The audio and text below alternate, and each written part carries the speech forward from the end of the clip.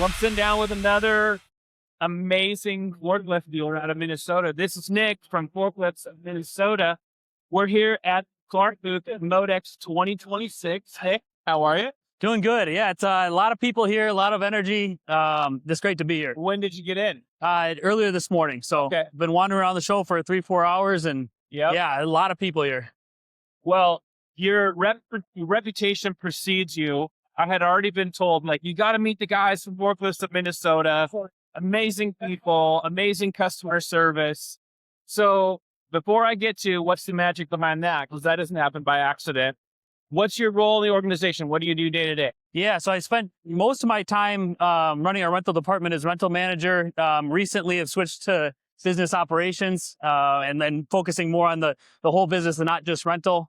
Working alongside my dad doing that, and that's been a great change. And 3 generations now. Yes, yep. So my grandfather started in 1967, and he worked for about 50 years in the company. My dad's been running it since. So, and how long have you been in it? Since 2014, so it's 12 years now. 12 years. Yeah. What have you seen kind of come and go, change? What's happened in the time you've been in the? Yeah, I think the biggest change that I've noticed is just response time and how important responsiveness is. People, they don't need to know the answer specifically, but they need to know that you're on it and that they need to know that you care. And that's something that I think, a lot of communication was happening on the phone call, in person at first, your first impression. But now I think a lot of that's electronic, whether it's through an email or whether through it's your service line or, rental. And people don't always know what they need, but they know that they need something and they want to know that you're on it and that you care. So that's been a big change. Unbelievable. That makes sense. Yeah. I'm curious to know, because I don't, are there now more people that also are like, hey, can you send me a text message? Yes. That's become very big too. It just any kind of communication, but I think text, pictures, obviously a very thing. I think even sometimes like on trade-ins or something, people will say like, hey, how much is my forklift worth? And, you get a text and a couple pictures and you can kind of piece together a good ballpark for them. And they can have that answer pretty quickly.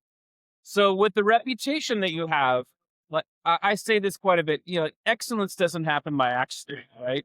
There's probably a lot of things that are done intentionally without giving away the secret sauce, but maybe it's not secret sauce. What do you think makes you guys excellent? Like what's the magic behind the way you operate? Yeah, I think this maybe sounds a little cliche, but I think you got to care about the one person that's got one forklift just as much as you care about the big account, and you want to see that through and somebody that needs one, we want to chase after that one and not just overlook that person just because it's a one forklift account. And it doesn't just end with the sale, and I think everybody should be saying that, but that you want to follow that whole process through because eventually they're going to need your service. They're going to need your parts. They might need a rental in a busy season. So you want to keep them in that wheel of your business in any way that you can. And I think somebody with a good experience, they will tell their people, especially in rural areas. We notice that a lot too. People will tell their neighbors and their neighboring businesses. And so you want to keep that follow through. Very important. I still believe, as a marketing guy, I still think that word of mouth is the most powerful marketing that's out there. Yeah. But how do you get to that? You get to that by taking care of people the way you're describing, right? They'll tell people.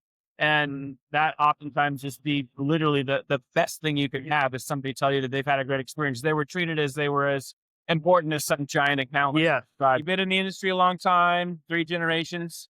Do you have a favorite part of this industry or the business or day-to-day operations? Yeah. It's like, this is my favorite thing. I think, my favorite, and I spent a lot of time doing rental, but my favorite is like when you can come through for somebody, it's like your back's against the wall. Maybe they forgot to order a forklift or they forgot or something broke down. And it's like, you get to come through in a time of need. I think that's the most rewarding part of the business is that somebody's got some kind of product, they got to move, and we get the opportunity to come through for them. I think that's the most rewarding for sure. Yeah.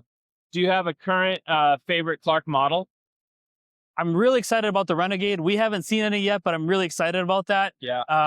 When people come through our dealership, we always rave about the 3-wheel electric. You go through our service department, you go through our new inventory, our used inventory, and you see all kinds of generations of Clark 3-wheel electrics. And we use that as a sales pitch of like, this is why we continue to sell this. You can see the longevity. This one's 30 years old. This one's 20 years old. Like this thing will stay in service and do the job for you. I mean, electric just seems to be like coming into its own within the forklift industry. Yep.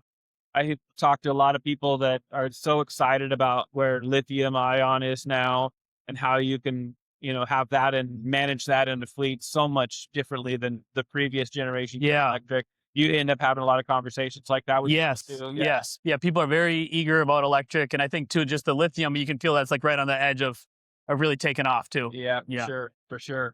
Well, the last question I have for you is what I call the off the farm one, which is when you're not dominating the forklift world, what do you like to do in your spare time? And if it's golf, don't tell me. It's not golf, but I love to be active. Anything outside. I love to run, to bike.